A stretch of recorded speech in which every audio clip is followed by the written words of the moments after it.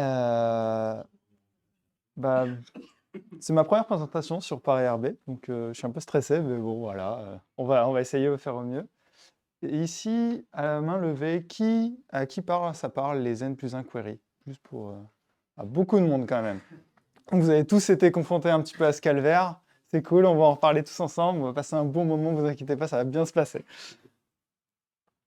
Alors, donc moi je m'appelle Clément Prodhomme, je suis donc Ruby Addict, j'adore ça, ça fait 9 ans que j'en fais.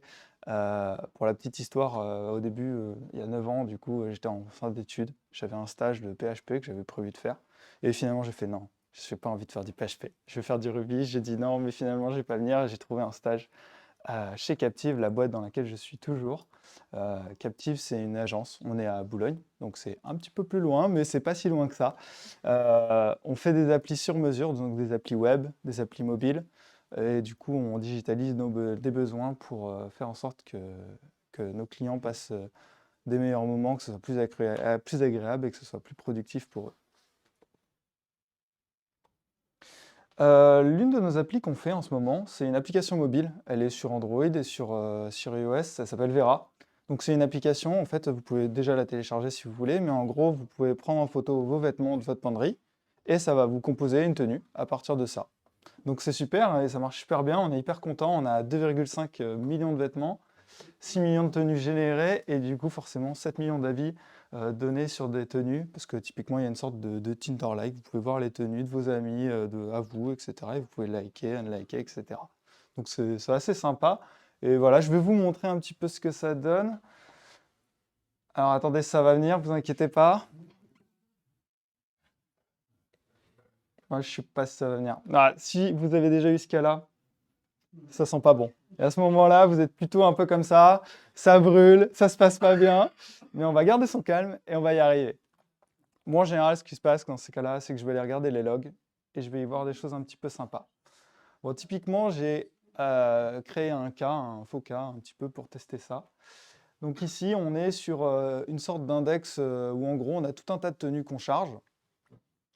Et donc on voit typiquement la requête tout en haut. Donc il y a une requête SQL qui nous dit je charge 30 tenues sur cette page que je vais afficher.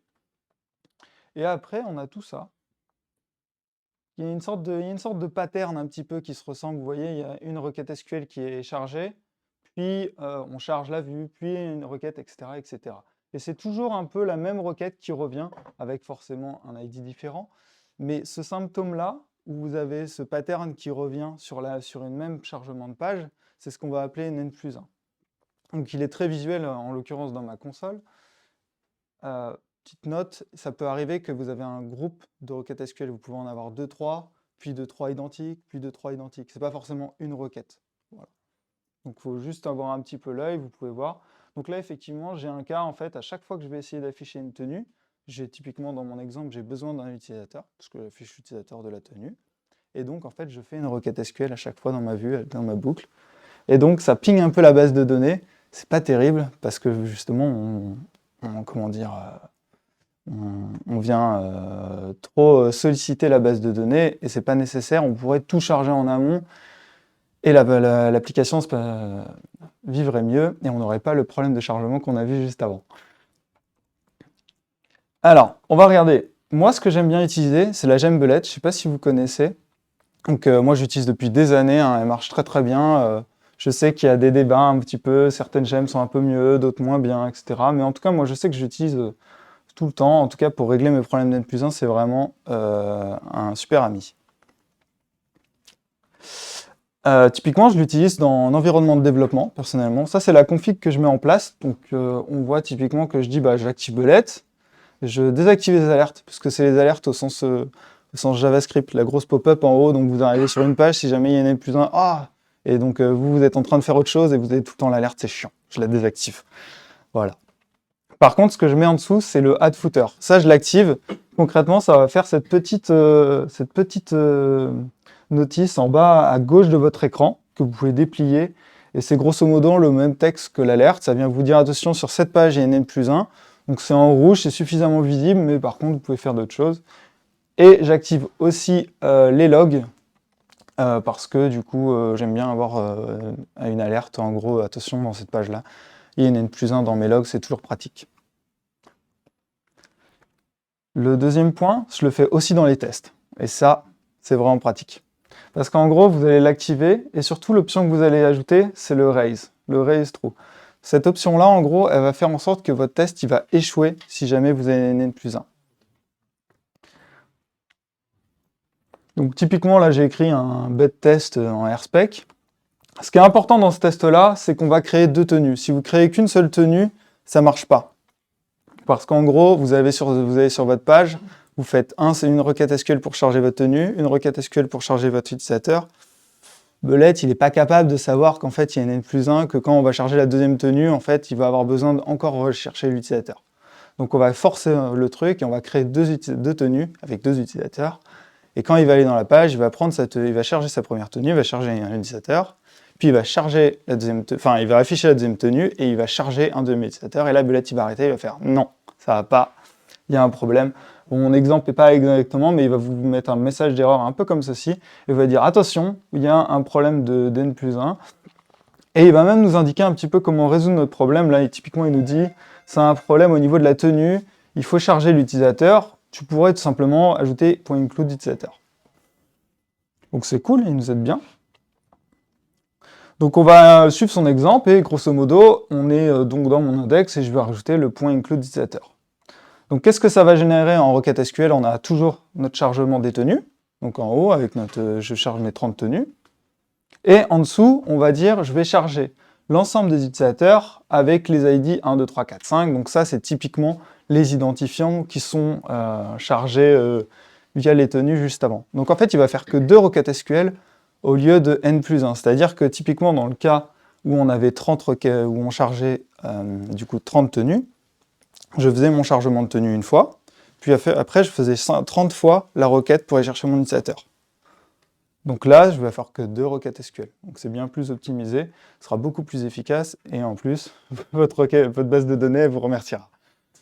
Ce qui est possible de faire aussi avec l'option include, je ne l'ai pas marqué là, mais vous pouvez en ajouter plusieurs. Si demain, typiquement, vous avez des vêtements, parce que ma tenue, elle a plusieurs vêtements, elle a mis vêtements, et ben vous pouvez mettre une petite virgule et écrire vêtements au pluriel, en tout cas le nom de votre relation, et vous pouvez même faire ce qu'on appelle des nested. Typiquement, si je veux la marque de mon vêtement, je vais pouvoir faire vêtements, et je vais faire une sorte de hash, donc vêtements de point marque.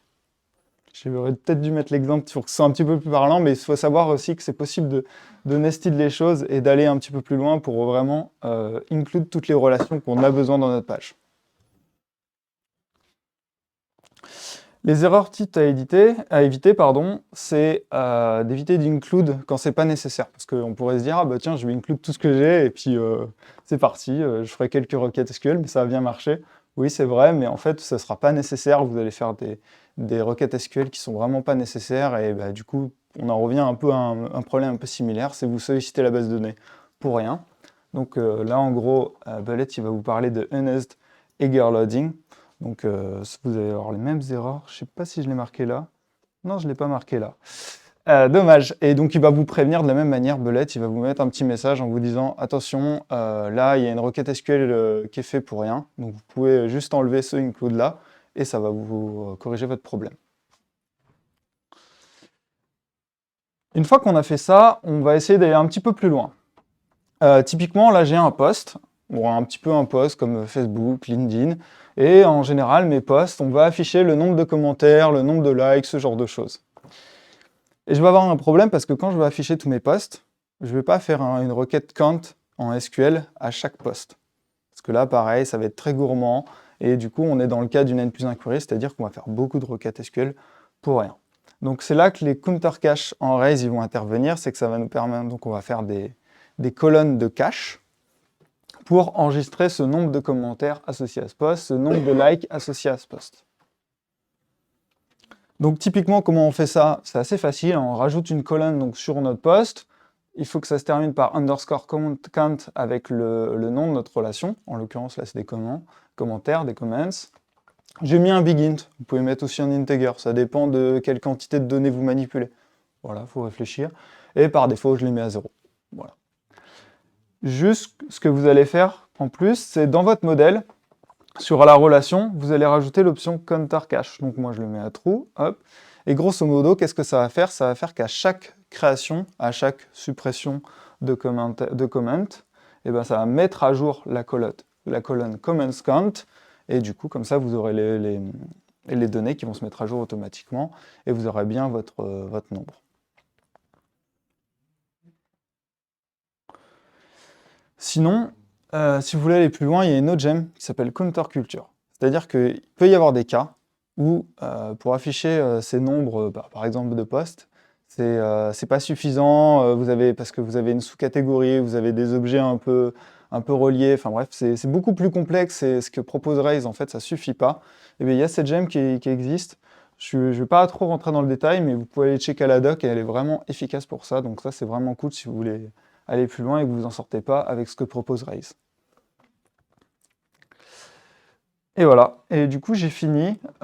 Si vous voulez, vous pouvez retrouver donc le standard. Donc nous on a l'habitude d'écrire des standards en gros un petit peu pour ce cours-là, notamment de résoudre les n+1 queries, parce que c'est vraiment un problème qu'on retrouve partout, tout le temps. Tout le monde fait les problèmes d'n+1 query. Donc c'est vraiment important de former en tout cas toute la team en gros à comprendre c'est quoi une n+1 query, comment je l'identifie et surtout comment je la résous, comment je la corrige, quoi.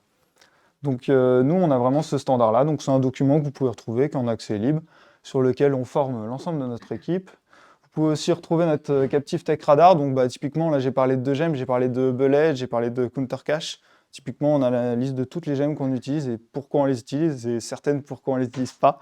Donc voilà, donc après c'est propre à nous, mais voilà. Et puis vous avez aussi le lien des slides si jamais vous en avez envie. Voilà.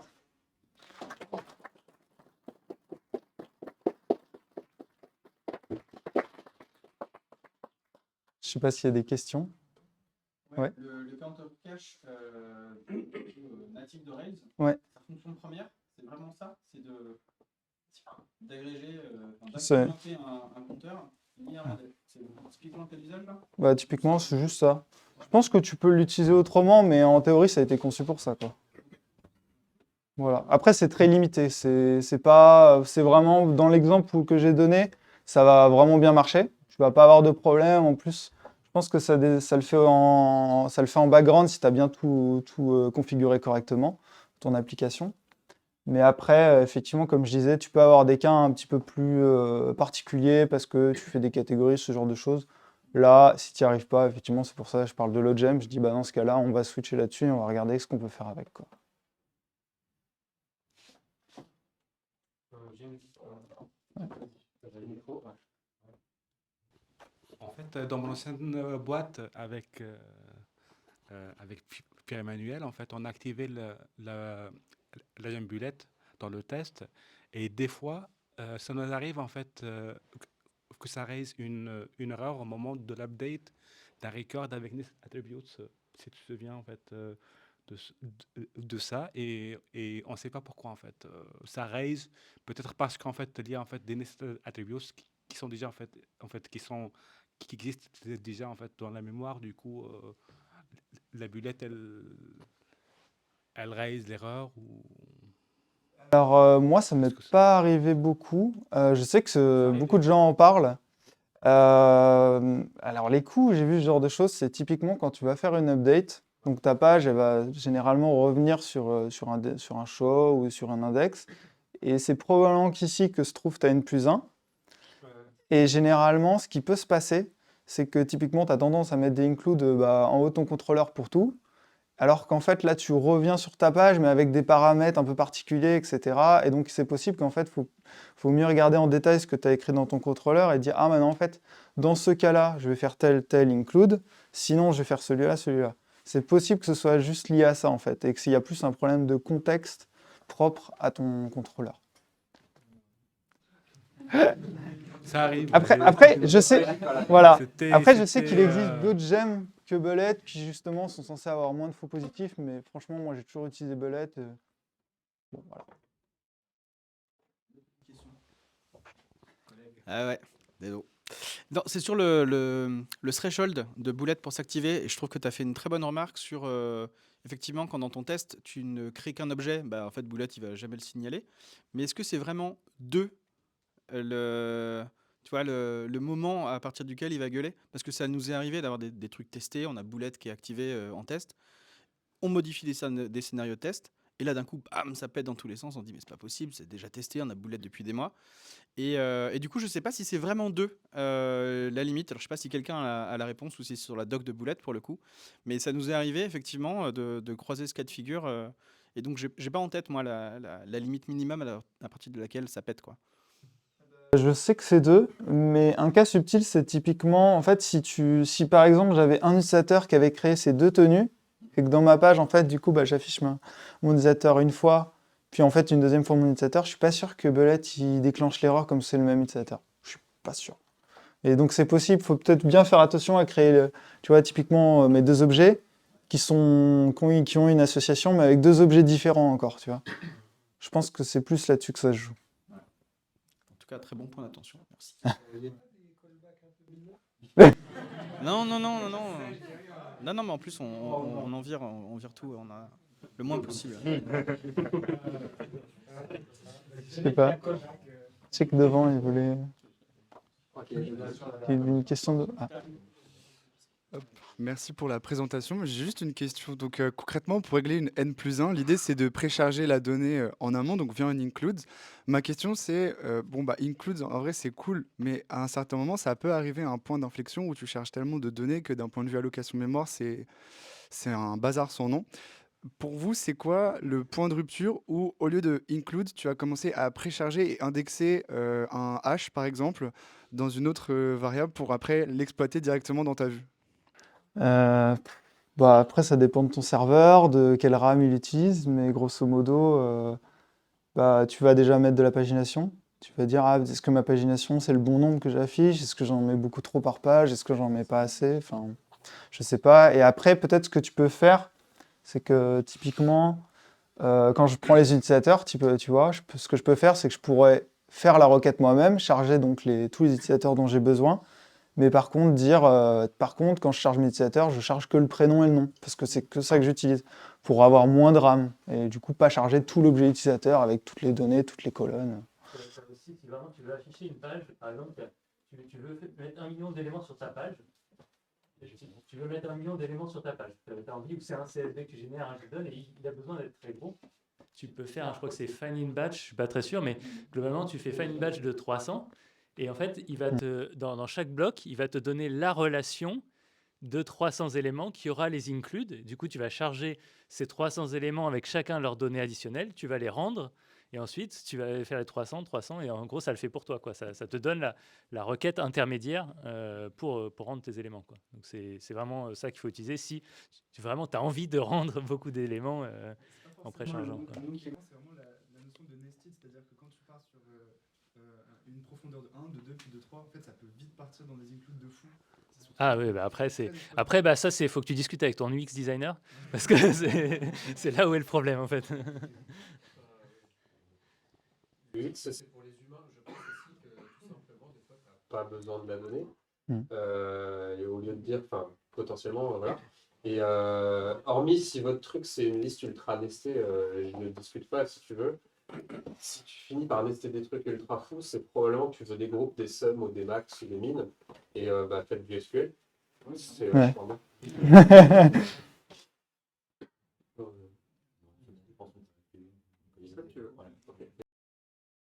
C'était très cool.